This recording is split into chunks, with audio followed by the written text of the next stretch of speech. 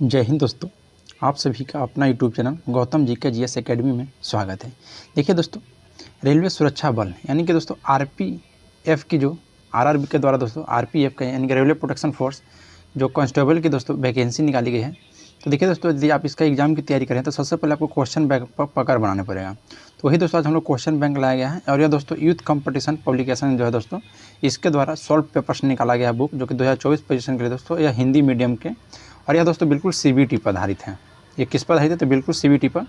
तो दोस्तों जिसमें हम लोग आज देखने वाले हैं क्वेश्चन बैंक, जो कि एग्जाम हुआ था दोस्तों 17/1/2019 को फर्स्ट शिफ्ट में। तो उसको हम लोग इस वीडियो में देखने वाले हैं। तो फर्स्ट शिफ्ट का दोस्तों देखिए, यह कांस्टेबल के एग्जाम में पूछा गया था, शिफ्ट नंबर फर्स्ट दोस्तों।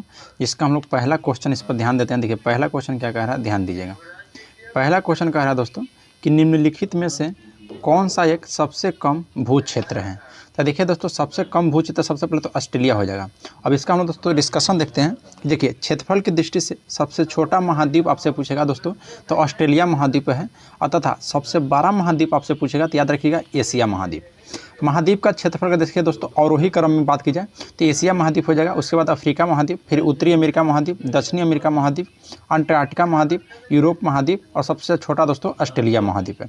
अगर जनसंख्या के आधार पर दोस्तों महाद्वीपों का यदि अवरोही क्रम पूछेगा आपसे तो एशिया महाद्वीप हो जाएगा, अफ्रीका महाद्वीप हो जाएगा, यूरोप महाद्वीप हो जाएगा, उत्तरी अमेरिका महाद्वीप हो जाएगा और दक्षिणी अमेरिका महाद्वीप हो जाएगा, और उसके बाद दोस्तों ऑस्ट्रेलिया हो जाएगा, याद रखिएगा।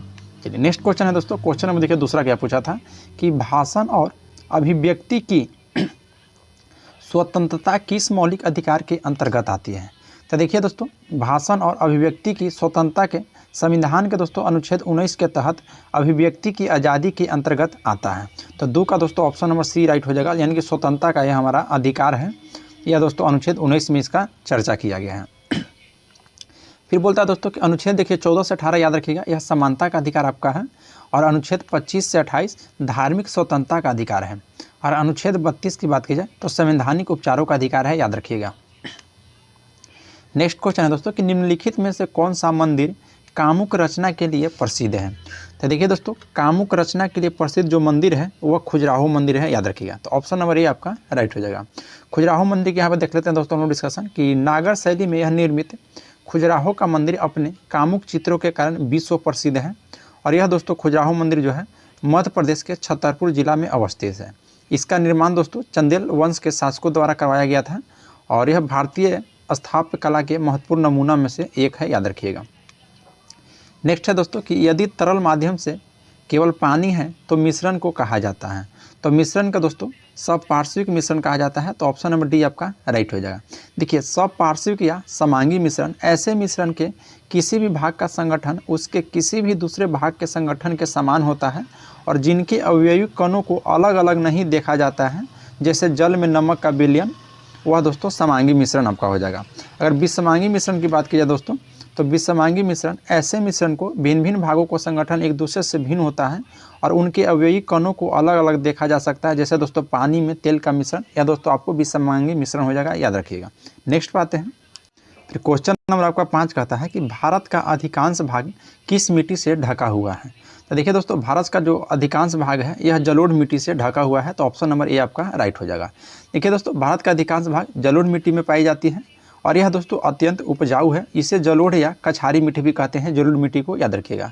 और यह दोस्तों भारत का लगभग 23% भाग पर पाई जाती है, और यह मिट्टी सतलज, गंगा, यमुना, घाघरा, गंडक, ब्रह्मपुत्र एवं इनके सहायक नदियों द्वारा लाई जाती है, और इस मिट्टी में दोस्तों कंकर नहीं पाए जाते हैं, याद रखिएगा। नेक्स्ट है दोस्तों क्वेश्चन नंबर 6। देखिए क्या आया था कि निम्नलिखित में से कौन सा विकल्प कबड्डी खेल से संबंधित है। तो देखिए दोस्तों, जो AKFI जो है यह कबड्डी खेल से संबंधित है। अगर इसका आपका पूर्ण नाम पूछेगा दोस्तों तो याद रखिएगा amateur kabaddi federation of India, जो कि कबड्डी खेल से संबंधित नियामक संस्था है, और इसकी स्थापना दोस्तों 1973 में हुई थी, और AKFI का मुख्यालय आपको जयपुर में है। और यद्यपि फीफा का संबंध दोस्तों फुटबॉल और BCCI के क्रिकेट से संबंधित है, याद रखिएगा। अब यद्यपि दोस्तों फीफा का संबंध किससे है तो यह दोस्तों आपका फुटबॉल से है, और BCCI का संबंध दोस्तों आपको क्रिकेट से है, याद रखिएगा। नेक्स्ट क्वेश्चन है क्वेश्चन नंबर आपका 7। बोलता है कि भारतीय राष्ट्रीय कांग्रेस की स्थापना कहाँ में हुई थी। तो देखिए दोस्तों, भारतीय राष्ट्रीय कांग्रेस की स्थापना आप याद रखिएगा 28 दिसंबर 1885 को हुआ था, जो कि ऑप्शन नंबर ए में दिया गया है। और इसके संस्थापक थे दोस्तों A.O. ह्यूम, दादा भाई नौरोजी, और दोस्तों आदि सदस्य इसमें शामिल थे। और व्योमेश चंद्र बनर्जी दोस्तों यह प्रथम अधिवेशन का अध्यक्ष चुना गया था और कांग्रेस के पहले सत्र में सभी प्रांतों को 72 प्रतिनिधियों ने भाग लिया था, याद रखिएगा। तो जो प्रथम बैठक हुआ था दोस्तों कांग्रेस के, उसमें टोटल 72 प्रतिनिधि ने भाग लिए थे, याद रखिएगा। और दोस्तों प्रथम अधिवेशन की अध्यक्षता किए थे कौन? तो आपको व्योमेश चंद्र बनर्जी। नेक्स्ट क्वेश्चन है दोस्तों कि निम्नलिखित में से कौन एक आणविक अखंड है? तो देखिए दोस्तों, जो आर्गन है यह आपका आणविक अखंड है और आर्गन एक रासायनिक तत्व भी है। इसका प्रतीक दोस्तों AR और परमाणु संख्या की बात की जाए तो आर्गन की 18 है और यह दोस्तों निष्क्रिय गैस है जो कि आणविक रूप से अखंड है। पृथ्वी के वायुमंडल में नाइट्रोजन और ऑक्सीजन के बाद आर्गन 0.93% के साथ तीसरी सबसे अधिक मात्रा में पाई जाती है गैस दोस्तों, याद रखिएगा, वायुमंडल में। चलिए नेक्स्ट क्वेश्चन पाते हैं कि इनमें से कौन अंडमान निकोबार द्वीप समूह को अलग करता है? तो देखिए दोस्तों, अंडमान निकोबार द्वीप समूह को दोस्तों आपको 10 डिग्री चैनल या जल संधि यह अलग करता है। तो ऑप्शन नंबर सी आपका राइट होगा दोस्तों, 10 डिग्री क्रीक है। देखिए 10 डिग्री चैनल या जल संधि भारत के अंडमान निकोबार द्वीप में दोस्तों छोटे अंडमान द्वीप को कार निकोबार द्वीप से अलग करता है, याद रखिएगा। देखिए 8 डिग्री चैनल की आपकी बात की जाए तो यह लक्षद्वीप और मालदीव को अलग करता है, जबकि दोस्तों भारत और श्रीलंका को दोस्तों पाक जल डमरू मध्य के द्वारा अलग किया जाता है, भारत और श्रीलंका को, याद रखिएगा। क्वेश्चन नंबर दोस्तों 10 कहता है कि क्षय रोग या टीबी रोग किसके कारण होता है? तो देखिए दोस्तों, क्षय रोग या टीबी रोग यह आपको बैक्टीरियल के कारण होता है, तो ऑप्शन नंबर डी आपका राइट हो जाएगा।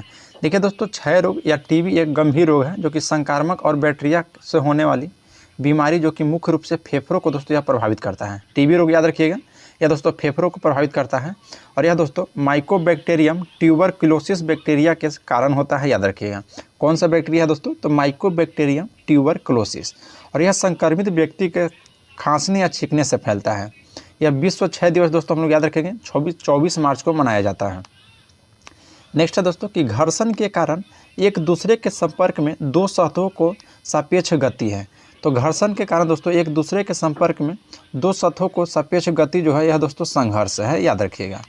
घर्षण एक दोस्तों बल है जो दो तलों के बीच सापेक्षिक स्पर्श गति विरोध कारण करता है और घर्षण दो प्रकार का होता है, एक स्थैतिक घर्षण और एक दोस्तों गतिज घर्षण, याद रखिएगा। नेक्स्ट क्वेश्चन है क्वेश्चन नंबर आपका 12 बोल रहा है दोस्तों कि कुलेरू झील किसके त्रिकोण में पाई जाती है? तो कुलेरू झील दोस्तों यह याद रखिएगा गोदावरी और कृष्णा के त्रिकोण में पाई जाती है। और देखिए दोस्तों, कुलेरू झील भारत के आंध्र प्रदेश राज्य के कृष्णा जिले में मीठे पानी की एक झील है। कुलेरू झील दोस्तों गोदावरी और कृष्णा के त्रिकोण पर स्थित है और यह झील चिल्का झील, पुलकित झील की तरह दोस्तों लैगून झील है और इसे वर्ष 1999 ईस्वी में भारत के वन्य जीव संरक्षण अधिनियम 1972 के तहत एक वन्य जीव अभयारण्य के रूप में अधिसूचित किया गया था, याद रखिएगा। और वर्ष 2002 में दोस्तों अंतर्राष्ट्रीय रामसर कन्वेंशन के तहत इसे अंतर्राष्ट्रीय महत्व को आंध्र भूमि के रूप में शामिल किया गया है कुलेरू झील को दोस्तों, याद रखिएगा। कब? तो 2002 में। चलिए नेक्स्ट क्वेश्चन पाते हैं। देखिए दोस्तों, क्वेश्चन नंबर आपका 13 बोल रहा है कि लोकसभा में कितने एंग्लो इंडियन सदस्य मनोनीत किए जा सकते हैं? तो लोकसभा में दोस्तों याद रखिएगा एंग्लो इंडियन 2 मनोनीत किए जा सकते हैं। और यह अनुच्छेद देखिए दोस्तों भारत के संविधान के अनुच्छेद 331 के तहत राष्ट्रपति लोकसभा में दोस्तों 2 सदस्यों को आंग्ल भारतीय समुदाय से नियुक्त करते हैं। परंतु दोस्तों 104वां संविधान संशोधन अधिनियम 2019 के द्वारा लोकसभा और राज्य विधानमंडल में एंग्लो इंडियन के लिए दोस्तों सीटों को आरक्षण को समाप्त कर दिया गया है। किस संविधान संशोधन के तहत? तो 104वां संविधान संशोधन अधिनियम 2019 के तहत। फिर दोस्तों अनुसूचित जाति और अनुसूचित जनजाति वर्गों के लिए दोस्तों सीटों का आरक्षण अगले 10 साल तक बढ़ा दिया गया है, याद रखिएगा 104वां संविधान संशोधन के तहत ही दोस्तों। चलिए नेक्स्ट क्वेश्चन पाते हैं।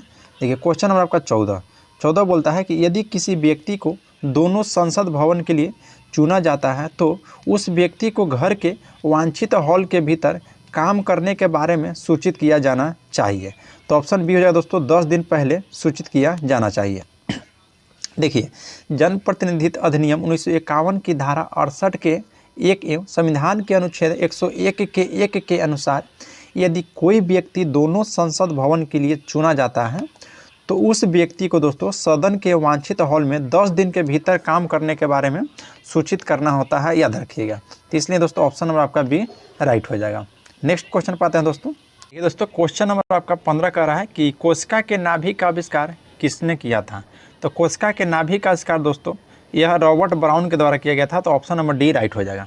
देखिए कोशिका के नाभि के खोज स्कॉटिश वनस्पति शास्त्री रॉबर्ट ब्राउन ने की थी। जबकि दोस्तों रॉबर्ट हुक ने वर्ष 1665 ईस्वी में कोशिका की खोज किया था और अलेक्जेंडर फ्लेमिंग ने दोस्तों पेनिसिलिन की खोज की थी और एंथोनी वन लीeuwenhoek ने प्रोटिस्टा एवं बैक्टीरिया की खोज किया था, याद रखिएगा। नेक्स्ट क्वेश्चन है दोस्तों कि अशोक स्तंभ सिंह कहाँ स्थित है। तो अशोक स्तंभ सिंह दोस्तों यहाँ सारनाथ में अवस्थित है, तो ऑप्शन नंबर बी आपका राइट हो जाएगा। देखिए अशोक स्तंभ वाराणसी के सारनाथ में स्थित है और अशोक स्तंभ का निर्माण सम्राट अशोक ने लगभग दोस्तों 250 ईसा पूर्व में करवाया था और इसमें 4 शेर चारों दिशाओं की ओर मुँह किए हुए है। अशोक स्तंभ दोस्तों भारत सरकार का राष्ट्रीय प्रतीक है और यह चक्र दोस्तों धर्म चक्र का प्रतीक है, याद रखिएगा। फिर नेक्स्ट क्वेश्चन दोस्तों देखिए 17 क्वेश्चन पूछा था कि निम्नलिखित में से कौन सा एक लकड़ी की लुगदी पर रासायनिक प्रतिक्रियाओं द्वारा बनाया गया फाइबर है।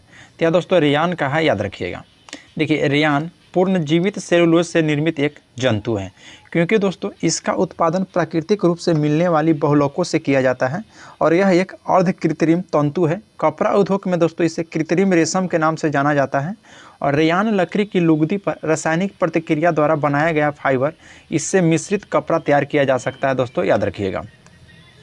देखिए नेक्स्ट क्वेश्चन पूछा था दोस्तों कि रियो पैरा ओलंपिक 2016 में पहली भारतीय महिला पैरालंपिक पदक की पदक विजेता दीपा मलिक ने दोस्तों कौन सा पदक जीता था। तो वह दोस्तों रजत पदक जीते थे, याद रखिएगा। रियो पैरालंपिक दोस्तों 2016 में पहली भारतीय महिला पैरालंपिक पदक को विजेता दीपा मलिक ने दोस्तों रजत पदक जीता और Deepa Malik shot put javelin throw के साथ साथ तैराकी और मोटर रेसलिंग से जुड़ी एक दिव्यांग खिलाड़ी हैं, याद रखिएगा। और यह दोस्तों सोनीपत यानी हरियाणा से संबंध रखती है, याद रखिएगा। नेक्स्ट क्वेश्चन है दोस्तों क्वेश्चन नंबर देखिए 19 पूछा था कि दक्षिण भारतीय मंदिरों का प्रवेश द्वार कहा जाता है। तो दक्षिण भारत मंदिरों का प्रवेश द्वार दोस्तों गोपुर को कहा जाता है, याद रखिएगा। देखिए दक्षिण भारतीय मंदिर में प्रवेश द्वार दोस्तों गोपुरम कहा जाता है और गोपुरम या गोपुर एक स्मारकीय अट्टालिका होती है। यह प्राय शिल्प में दोस्तों सज्जित एवं दक्षिण भारत के मंदिर के द्वार पर स्थित होती है। यह हिंदू मंदिर के स्थापत्य के प्रमुख अंग है और यह दोस्तों ऊपर किरीट कलश में शोभायान होता है, याद रखिएगा। नेक्स्ट क्वेश्चन का दोस्तों कि भविष्य के पीढ़ियों को जागरूकता को पूरा करने की क्षमता को धक्का दिए बिना वर्तमान पीढ़ी को ज़रूरतों को पूरा करने की क्षमता विकसित करना, इसका वाक्य क्या समझाता है।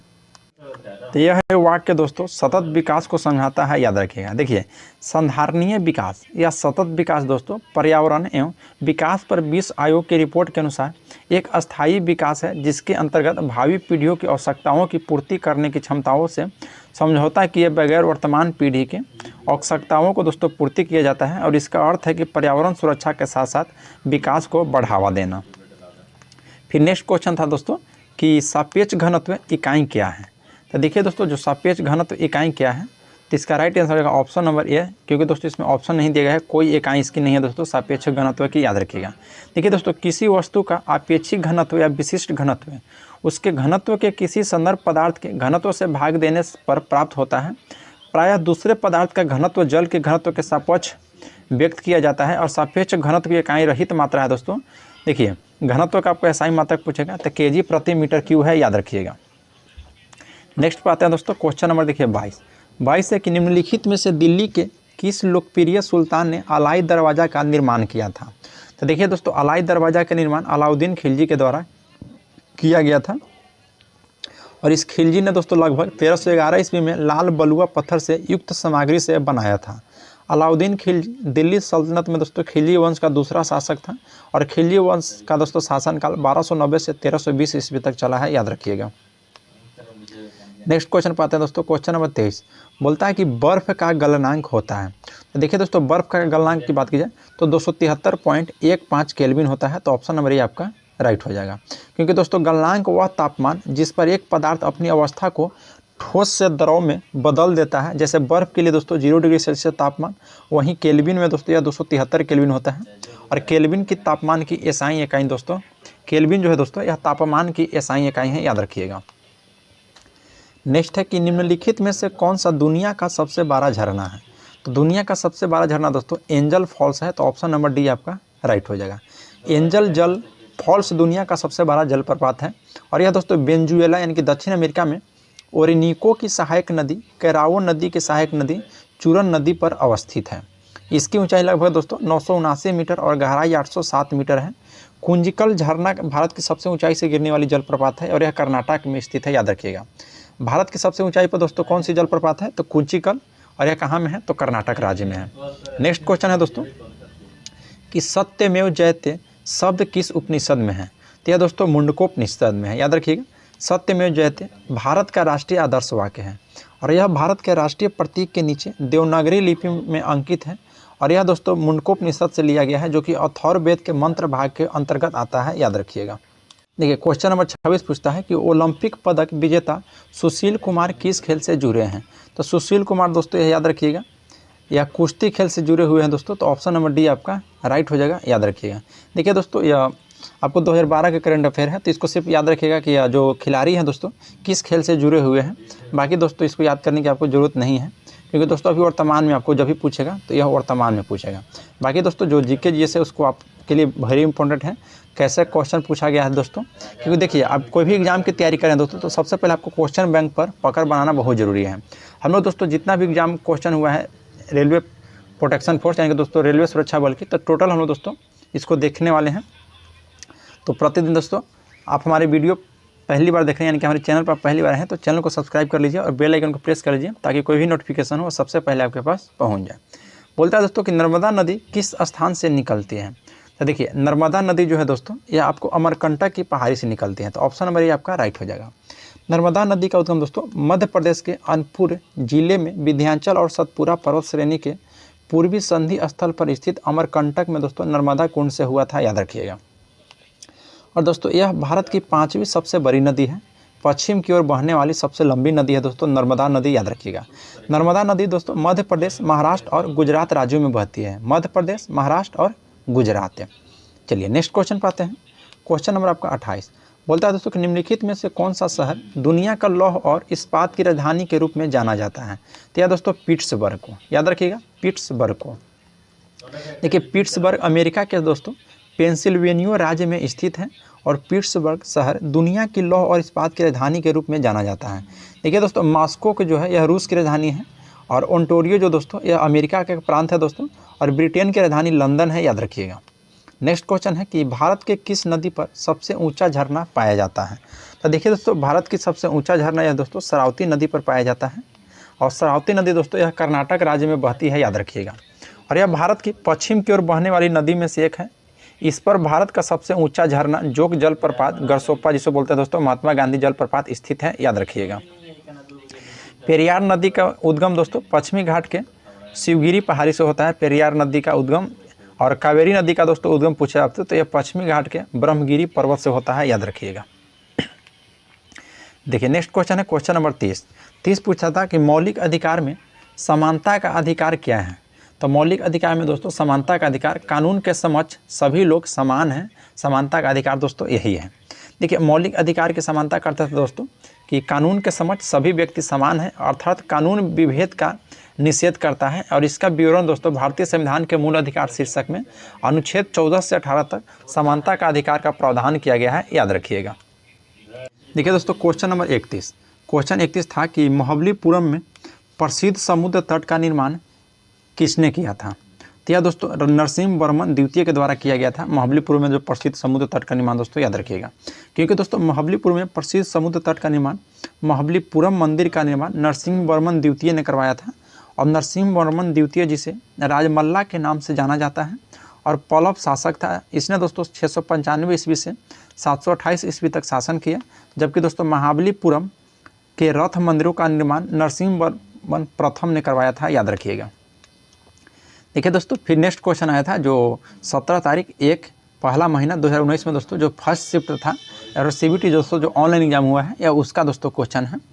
तो पूछता है दोस्तों कि किसको धार्मिक स्वतंत्रता दी गई है, तो देखिए दोस्तों जो धार्मिक स्वतंत्रता है यह सभी भारतीय नागरिकों को दिया गया है। ये नहीं दोस्तों कि केवल अल्पसंख्यक या केवल बहुमत वाला को या केवल विशेष समुदाय को, नहीं, सभी भारतीय नागरिक को दोस्तों धार्मिक स्वतंत्रता दी गई है। संविधान के अनुच्छेद 225 से 28 के अंतर्गत सभी भारतीय को धार्मिक स्वतंत्रता दी गई है। देखिए अनुच्छेद 25 में बोला गया है कि अंतःकरण व धर्म प्रचार प्रसार की स्वतंत्रता, मतलब दोस्तों सभी लोग अपना अपना धर्म को प्रचार प्रसार के को स्वतंत्रता दिया गया है। फिर अनुच्छेद 26 में दोस्तों धार्मिक मामलों को प्रबंधन का स्वतंत्रता दिया गया है। अनुच्छेद 27 में बोला गया है कि धर्म प्रचार के लिए करों से मुक्ति, यानी कि दोस्तों धार्मिक प्रचार पर आपको टैक्स नहीं लगेगा, या दोस्तों अनुच्छेद 27 में बोला गया है। अनुच्छेद 28 में बोला गया है कि शैक्षिक व संस्थाओं से धार्मिक स्वतंत्रता से व पूजा से स्वतंत्रता, यह दोस्तों अनुच्छेद 28 में इसकी चर्चा की गई है। नेक्स्ट क्वेश्चन दोस्तों कि लाल मिट्टी का लाल रंग किसके कारण होता है। तो देखिए दोस्तों, लाल मिट्टी का लाल रंग जो है यह फेरिक ऑक्साइड के कारण लाल होता है। तो ऑप्शन नंबर दोस्तों ए में दिया गया है फेरिक ऑक्साइड, याद रखिएगा। दोस्तों यह मिट्टी जो है दक्कन के पठार के पूर्वी और दक्षिणी भाग, उड़ीसा, छत्तीसगढ़ और मध्य गंगा मैदान के दक्षिणी भागों में पाया जाता है। और इस मिट्टी में दोस्तों लोहा, एल्युमिनियम और चूना अधिक पाया जाता है। यह मिट्टी अत्यंत रंध्र युक्त होती है, याद रखिएगा लाल मिट्टी। नेक्स्ट क्वेश्चन दोस्तों कि पहली सार्वभौमिक परिषद कब भरी हुई थी। कब भरी हुई थी दोस्तों, तो यह दोस्तों याद रखिएगा 1893 में, क्योंकि दोस्तों भारत परिषद 1892 के द्वारा 1893 में इसका एक सार्वभौमिक परिषद का गठन किया गया था। और 1892 का भारत परिषद अधिनियम में दोस्तों सबसे महत्वपूर्ण प्रावधान निर्वाचन पद्धति की शुरुआत हुई थी। और इसमें केंद्रीय परिषद में सदस्यों की संख्या बढ़ाकर कम से कम 10 और अधिकतम 16 कर दी गई थी दोस्तों 1892 के भारत परिषद अधिनियम के तहत। नेक्स्ट था दोस्तों कि अर्थशास्त्र में वैकल्पिक कार्यक्रम का अर्थ क्या है। तो देखिए दोस्तों, यह दीर्घकालिक योजना है, क्योंकि अर्थशास्त्र में वैकल्पिक कार्यक्रम को दीर्घकालीन योजना भी कहा जाता है। और लघु अवधि योजना की बात किया दोस्तों तो यह अल्प समय के लिए 1 वर्ष से कम है। और वार्षिक योजना की बात किया दोस्तों तो यह 1 साल के लिए है। और स्लाइडिंग योजना की बात की जाए तो आवश्यकता अनुसार समय पर वह उद्देश्यों बदलते रहते हैं, उसे स्लाइडिंग योजना कहते हैं। नेक्स्ट है दोस्तों कि नर्तकी की कांस्य प्रतिमा किस मीनार में पाई जाती है। दोस्तों ऑप्शन नंबर डी में दिया गया था कि नर्तकी की कांस्य प्रतिमा मोहनजोदड़ो की खुदाई से प्राप्त हुआ था। यानी कि दोस्तों मोहनजोदड़ो में जो नर्तकी की कांस्य प्रतिमा मिली है वह मोहनजोदड़ो में मिला है। देखिए मोहनजोदड़ो पाकिस्तान का दोस्तों सिंध प्रांत पर एक पुरातात्विक स्थल है और यह सिंधु घाटी सभ्यता के अनेक अवशेष प्राप्त हुए हैं। देखिए दोस्तों मोहनजोदड़ो की खोज आपसे पूछेगा तो राखाल दास बनर्जी ने वर्ष 1922 ईस्वी में किया है, याद रखिएगा। तो ऑप्शन नंबर दोस्तों इसका डी राइट हो जाएगा। और देखिए दोस्तों हड़प्पा सभ्यता की खुदाई किसने किया था, तो राखाल दास दयाराम शाह ने, वह 1921 ईस्वी में। नेक्स्ट है दोस्तों कि शुक्र अपने अक्ष पर किधर से किधर तक घूमता है। तो शुक्र जो अपने अक्ष पर है दोस्तों यह पूर्व से पश्चिम की ओर घूमता है, याद रखिएगा। शुक्र और अरुण दोस्तों दोनों ऐसे ही घूमता है, पूर्व से पश्चिम। देखिए दोस्तों शुक्र अपने अक्ष पर पूर्व से पश्चिम की ओर गमन करता है। और शुक्र जो है यह सूर्य से दूसरा ग्रह है और यह दोस्तों 224.7 पृथ्वी दिनों में दोस्तों सूर्य की परिक्रमा करता है। सूर्योदय से पहले या सूर्यास्त के बाद यह थोड़ी समय के लिए दोस्तों दिखाई देता है, इसलिए इसे भोर व शाम का तारा भी कहते हैं। और इसका वायुमंडल दोस्तों 4 स्थलीय ग्रहों में संघतम है, याद रखिएगा। नेक्स्ट क्वेश्चन 38 बोलता है दोस्तों कि धर्मनिरपेक्ष राज्य का क्या अर्थ है। तो देखिए दोस्तों धर्मनिरपेक्ष का जो अर्थ है यह सुरक्षित है। देखिए क्यों, क्योंकि दोस्तों यह अपना कोई धर्म इसका नहीं है, अर्थात राज्य सभी धर्मों को समान व सभी धर्म के लोगों को सुरक्षा प्रदान करता है। राज्य दोस्तों न किसी धर्म को अपनाता है और न किसी धर्म को अनादर करता है। भारतीय संविधान के प्रस्तावना में 42वां संविधान संशोधन के तहत माध्यम से दोस्तों धर्मनिरपेक्षता को शामिल किया था, याद रखिएगा। नेक्स्ट क्वेश्चन है दोस्तों बोलता है कि भारतीय अर्थव्यवस्था में प्रयुक्त प्रणाली कौन सी है। तो भारतीय अर्थव्यवस्था में दोस्तों यह मिश्रित अर्थव्यवस्था है। तो ऑप्शन नंबर डी आपका राइट हो जाएगा। देखिए मिश्रित अर्थव्यवस्था मतलब दोस्तों कि अर्थव्यवस्था की वह प्रणाली जो सरकार व निजी क्षेत्र यानी कि दोस्तों प्राइवेट और सरकारी की सहभागिता होती है, अर्थात दोस्तों सरकार व निजी क्षेत्र साथ साथ अर्थव्यवस्था पर नियंत्रण रखता है, मतलब प्राइवेट और सरकारी दोनों, उसको दोस्तों मिश्रित अर्थव्यवस्था कहते हैं। अगर समाजवादी अर्थव्यवस्था आपसे पूछेगा तो देखिए यह इस पर दोस्तों पूर्णतः सरकार द्वारा संचालित व सरकार का इस पर नियंत्रण होता है। यह दोस्तों जो समाजवादी है यह दोस्तों पूर्णतः इस पर सरकार का नियंत्रण होता है और सरकार द्वारा इसको चलाया जाता है। और पूंजीवादी के दोस्तों आपसे पूछेगा तो पूंजीवादी यह याद रखिएगा, यह पूंजीवादी अर्थव्यवस्था दोस्तों सरकार का न्यूनतम हस्तक्षेप रहता है और निजी व्यक्तियों का नियंत्रण रहता है। देखिए दोस्तों इस पर सरकार का जो है न्यूनतम हस्तक्षेप रहेगा पूंजीवादी पर, और जो निजी यानी प्राइवेट सेक्टर है दोस्तों उस पर उस व्यक्तियों का नियंत्रण इस पर रहता है। फिर नेक्स्ट क्वेश्चन था दोस्तों कि राज्य का राज्यपाल कौन है। तो देखिए दोस्तों राज्य का राज्यपाल कौन होता है। तो राज्य का राज्यपाल दोस्तों कैबिनेट होता है। तो ऑप्शन नंबर सी हो जाएगा। देखिए राज्य का प्रमुख है कैबिनेट मंत्री होता है, जिन्हें सामूहिक रूप से दोस्तों मंत्रिमंडल कहा जाता है। कैबिनेट मंत्रिमंडल दोस्तों विभागों के प्रमुख होते हैं तथा राज्य के मुख्य शासक भी होते हैं, याद रखिएगा। नेक्स्ट क्वेश्चन था कि दुनिया का सर्वोच्च शिखर है, तो दुनिया का सर्वोच्च शिखर दोस्तों माउंट एवरेस्ट है, तो ऑप्शन नंबर डी आपका राइट हो जाएगा। क्योंकि दोस्तों इसकी ऊंचाई की बात की जाए तो 8849 मीटर है, अभी दोस्तों 8850 हो गया है अभी इसका वर्तमान में। और यह दोस्तों नेपाल चीन सीमा पर स्थित है, नेपाल में याद रखिएगा कहाँ में स्थित है, तो नेपाल में स्थित है, नेपाल चीन के सीमा पर। फिर देखिए दोस्तों कंचनजंगा पर्वत की बात की जाए तो यह विश्व के तीसरी सबसे ऊंची चोटी है, विश्व की तीसरी सबसे ऊंची चोटी दोस्तों कंचनजंगा पर्वत है। अगर किलीमंजारो की बात की जाए तो यह दोस्तों ज्वालामुखी चोटी जो कि तंजानिया में स्थित है, किलीमंजारो दोस्तों यह ज्वालामुखी चोटी है और यह तंजानिया में अवस्थित है, याद रखिएगा। ये दोस्तों क्वेश्चन 42 का रहा है कि योग के प्रकार में अर्ध पद्मासन की स्थिति क्या है, तो यह दोस्तों क्या है, आधा तिल यानी कि दोस्तों हाफ लोटस, तो ऑप्शन सी आपका राइट हो जाएगा। देखिए हाफ लोटस यानी कि आधा तिल्ली का अर्थ है दोस्तों पद्मासन की स्थिति में कि आधा लिल्ली आसन श्रोणी टांगों और टखनों को आसपास के मांसपेशियों को फैलाता है और यह दोस्तों योग शरीर को मन और एकाग्र करता है, याद रखिएगा। नेक्स्ट क्वेश्चन था दोस्तों कि यदि संसद अनुमोदन नहीं करती है तो अध्यादेश की अधिकतम अवधि है, तो यह दोस्तों अधिकतम 6 महीने और 6 सप्ताह, याद रखिएगा। देखिए अध्यादेश ऐसा कानून है दोस्तों जिन्हें केंद्रीय मंत्रिमंडल के सिफारिश पर भारत के राष्ट्रपति अनुच्छेद 123 द्वारा प्रख्यापित किया जाता है और इसका संसद के अधिनियम जैसा प्रभाव होता है। देखिए दोस्तों संसद द्वारा पारित न होने पर यह कानून रद्द हो जाता है, अर्थात दोस्तों 6 महीने और 6 सप्ताह तक लागू रहता है, तो संसद द्वारा अनुमोदन न मिलने पर यह रद्द हो जाता है, याद रखिएगा। फिर नेक्स्ट क्वेश्चन था दोस्तों कि वास्तुकला में पंचायतन शैली शब्द किससे संबंधित है, तो वास्तुकला में दोस्तों जो पंचायतन शब्द था वह मंदिर से संबंधित है, याद रखिएगा।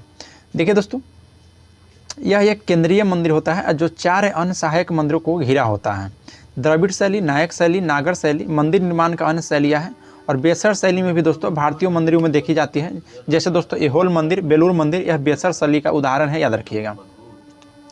नेक्स्ट क्वेश्चन था दोस्तों कि आर्ट फीस्ट आर्टिस्टिक जिम्नास्टिक किस संस्था से जुड़ा हुआ है, तो यह दोस्तों विश्व चैलेंज कप से, याद रखिएगा। देखिए आर्टिस्टिक जिम्नास्टिक विश्व cup federation international de Gymnastique द्वारा स्वीकृत कलात्मक जिम्नास्टिक के लिए एक दोस्तों प्रतियोगिता श्रृंखला है और यह पहल एक विशेष संदर्भ में की गई थी क्योंकि विश्व चैंपियनशिप हर 4 साल पर होती है। देखिए दोस्तों विश्व चैलेंज कप 2018 में स्वर्ण पदक जीतने वाली पहली भारतीय दोस्तों दीपा कर्मकार थी, याद रखिएगा। नेक्स्ट क्वेश्चन है दोस्तों कि राज्य परिषद को भी कहा जाता है, तो राज्य परिषद को दोस्तों राज्यों का परिषद कहा जाता है। देखिए सरकार ने केंद्र व राज्य के बीच वर्तमान व्यवस्थाओं को कार्यान्वयन की समीक्षा के लिए वर्ष 1988 में सरकारिया आयोग का गठन किया और इस आयोग को सिफारिश पर दोस्तों यानी कि सरकारिया आयोग की सिफारिश पर संविधान के अनुच्छेद 263 के तहत अंतर्राष्ट्रीय परिषद का गठन का प्रावधान किया गया और इस परिषद का अध्यक्ष दोस्तों भारत के प्रधानमंत्री व सदस्य सभी राज्यों के मुख्यमंत्री होते हैं, याद रखिएगा। राज्य परिषद का दोस्तों राज्यों का परिषद भी कहा जाता है। देखिए क्वेश्चन नंबर 47 पूछा था कि एक मुद्रा की तुलना में मूल्य को कहा जाता है, तो उसे दोस्तों विदेशी मुद्रा विनिमय दर कहा जाता है, याद रखिएगा। क्योंकि दोस्तों विनिमय दर वह दर है जिस पर एक देश की मुद्रा को दूसरे देश की मुद्रा में परिवर्तित किया जाता है और वास्तव में किसी देश की मुद्रा का मूल्य जानने के लिए उसे किसी दूसरे मुद्रा के मूल्य में व्यक्त करना होता है, जो दोस्तों विनिमय दर के माध्यम से संभव होता है। नेक्स्ट क्वेश्चन था दोस्तों क्वेश्चन नंबर 48 कि रडार शब्द किस खेल से जुड़ा हुआ है, तो देखिए दोस्तों जो रडार शब्द है यह आपको कबड्डी खेल से जुड़ा हुआ है, तो ऑप्शन नंबर बी आपका राइट हो जाएगा। जिस प्रकार से दोस्तों क्रिकेट में बल्लेबाज और गेंदबाज होते हैं उसी प्रकार कबड्डी में 2 प्रमुख प्रकार के खिलाड़ी होते हैं, एक रेडर जिससे राइडर और दूसरा दोस्तों डिफेंडर। रेडर वह खिलाड़ी होते हैं जो विरोधी टीम के पाले में प्रवेश करते हैं और अधिक से अधिक विरोधियों को छूने की कोशिश करते हैं, याद रखिएगा। नेक्स्ट क्वेश्चन है दोस्तों क्वेश्चन नंबर 49 खुजराहो में कंदरिया महादेव मंदिर भगवान को समर्पित है, तो यह दोस्तों शंकर जी को, याद रखना है। जो खुजराहो के मंदिर में सबसे विशाल कंदरिया महादेव मंदिर है दोस्तों, यह मूलतः भगवान शिव को समर्पित है। मंदिर का निर्माण दोस्तों 999 ईस्वी में राजा धंग देव चंदेल ने करवाया था और स्थानीय लोकमत के अनुसार कंदरिया महादेव मंदिर का नामकरण दोस्तों भगवान शिव के एक नाम कंदर्पी के नाम पर रखा गया था। इसे भगवान को शिव को आध्यात्मिक निवास भी कहा जाता है, याद रखिएगा। देखिए नेक्स्ट क्वेश्चन था दोस्तों कि वित्तीय सहायता द्वारा नियंत्रित की जाती है, तो वित्तीय सहायता द्वारा नियंत्रित किया जाता है दोस्तों रिजर्व बैंक को, और तो ऑप्शन बी आपका राइट हो जाएगा। देखिए भारतीय रिजर्व बैंक देश का केंद्रीय बैंक है। इसकी स्थापना दोस्तों 1 अप्रैल 1935 को हुआ था और मौद्रिक व वित्तीय नियंत्रण आरबीआई का मुख्य कार्य है और यह देश में मौद्रिक नीति का दोस्तों निर्धारण होता है और विनिमय दर का भी नियंत्रक होता है। इसमें बैंकों का दोस्तों निर्धारक होता है और इसमें विनिमय दर नियंत्रक होता है। इसमें बैंकों को बैंक भी कहा जाता है और साख का नियंत्रण कर देश में मुद्रा की मांग व पूर्ति से संतुलन स्थापित करने रिजर्व बैंक का प्रमुख उद्देश्य है। देखिए दोस्तों, इसके बाद से फिर आपका रीजनिंग और मैथ पूछा था। आपका दोस्तों जो 17/1/2019 में दोस्तों जो भी फर्स्ट शिफ्ट में, देखिए ध्यान रखना है, सिर्फ हम लोग दोस्तों फर्स्ट शिफ्ट का क्वेश्चन इसमें हम लोग एनालाइज किए हैं। फिर दोस्तों इसके बाद सेकंड शिफ्ट, थर्ड शिफ्ट लाएंगे। तो अगर आप लोग ये वीडियो अच्छा लगा दोस्तों तो लाइक जरूर कीजिएगा और दोस्तों अपना ग्रुप में दोस्तों के साथ शेयर जरूर कीजिएगा ताकि वो भी इस वीडियो का लाभ उठा सकें। और दोस्तों ये आप लोग के लिए इसलिए उपयोगी है क्योंकि क्वेश्चन बैंक को पहले पकड़ बनाना बहुत जरूरी है। यदि दोस्तों आप RPF यानी कि रेलवे पुलिस फोर्स बनना चाहते हैं दोस्तों, उसका आप सपना देख रहे हैं, तो यह आपके लिए क्वेश्चन बैंक बहुत ही जरूरी है। देखिए दोस्तों, इस एग्ज़ाम की बात की जाए तो इसमें टोटल 90 मिनट का क्वेश्चन यह होता है और इसमें दोस्तों 35 अंक का दोस्तों सामान्य बुद्धि यानी कि तर्क होता है, यानी कि दोस्तों रीजनिंग, और 50 अंक का दोस्तों सामान्य ज्ञान होता है और 35 अंक का अंकगणित होता है। कुल प्रश्नों की संख्या आपको दोस्तों 120 मिनट रहता है, जिसको आपको समय 90 मिनट इसमें रहता है। तो चलिए आज के लिए दोस्तों हम लोग इतना ही, मिलते हैं आपसे नेक्स्ट शिफ्ट लेकर आते हैं दोस्तों। जय हिंद दोस्तों।